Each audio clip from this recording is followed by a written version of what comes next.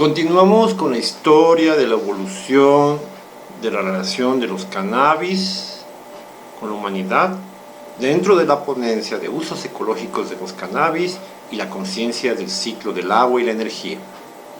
Nos quedamos en el año 1000 a.C. aproximadamente, cuando los nubios,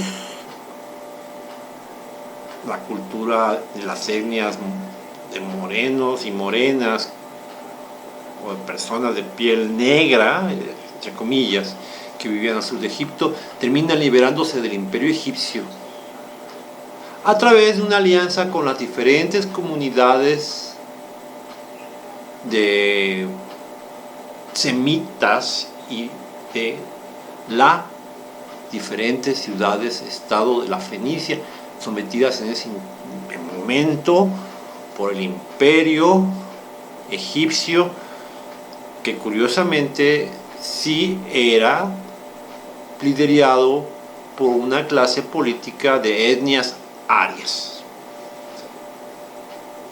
Y en ese proceso de liberación de Nubia salieron beneficiadas todas las culturas sometidas en ese momento, para finalmente crear una nueva federación, una nueva cultura que fue la Nubia, Egipto, la Fenicia, que duró más o menos 300 años. Y pudo haberse constituido alrededor del año 800 a.C. Aquí lo relevante es de que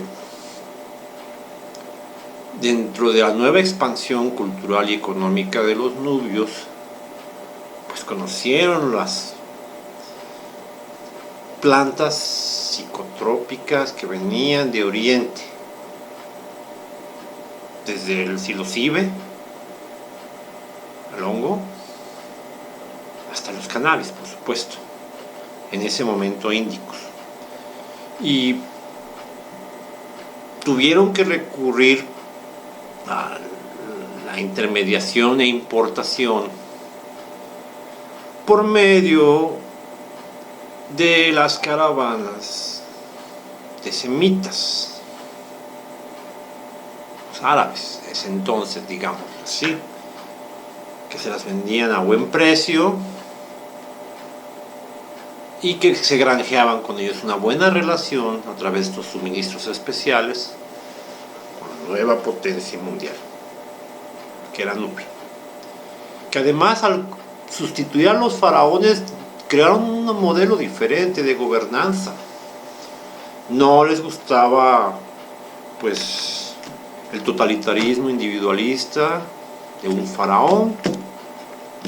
Crearon un modelo de magistrados, de unos 10 magistrados por turno, de los cuales el más fuerte era el líder militar, por supuesto.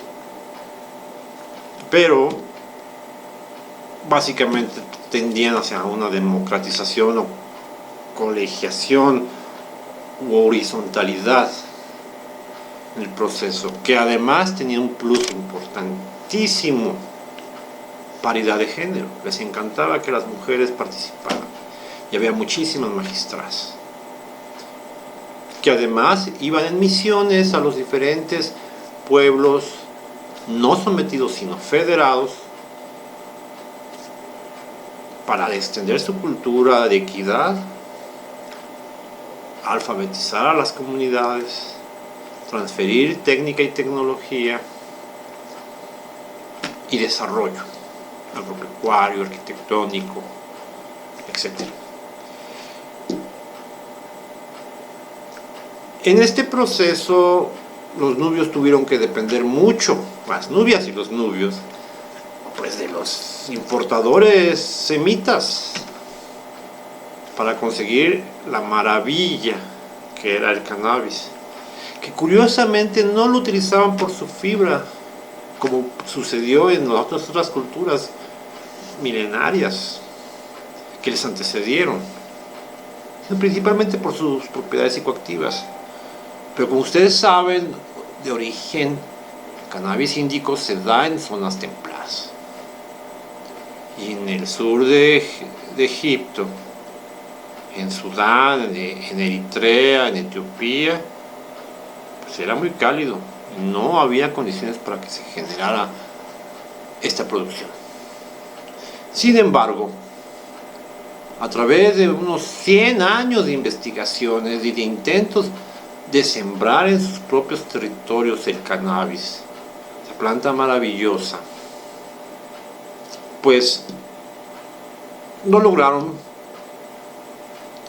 Prendió, al principio no tenía propiedades psicoactivas,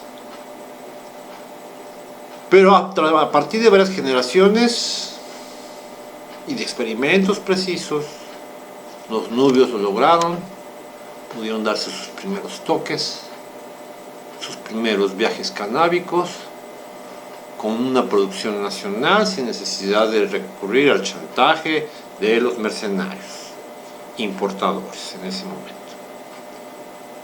Ese cannabis de zonas cálidas con propiedades psicoactivas que más o menos surgió en el año 700 antes de Cristo a más tardar, es el cannabis sativa.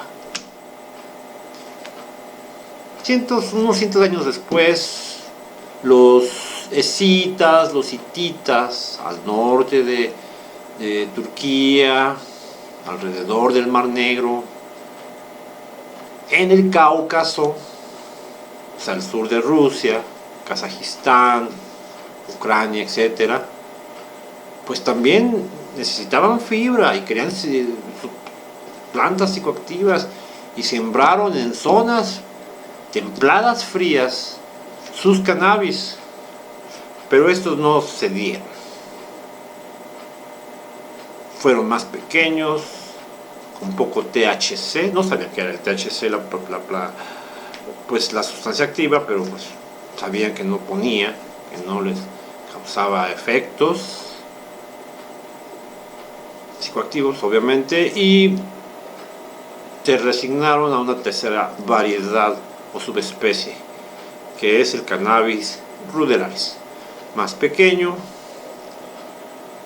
una fibra más débil, sin propiedades psicoactivas, pero pues, se dio masivamente hasta que con el tiempo se hizo endémico y silvestre después de la caída de los regímenes escitas e hititas del norte, de Turquía y del Cáucaso, por supuesto.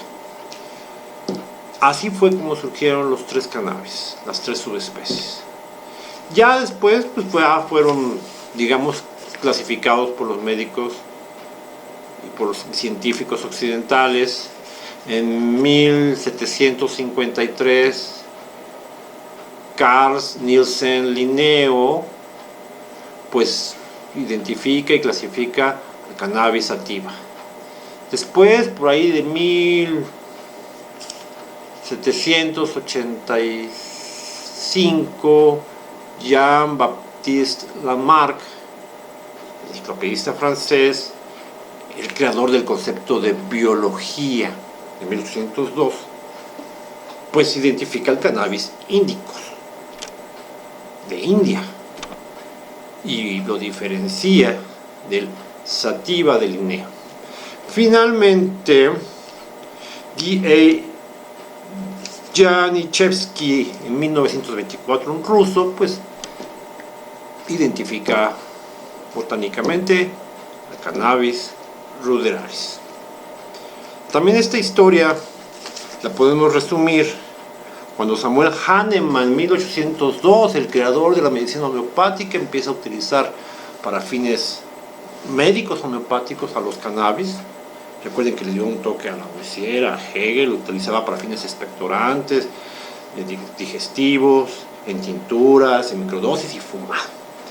Y finalmente Williams Brough O'Shaughnessy en 1876 en Inglaterra da inicio a la medicina alópata de los cannabis.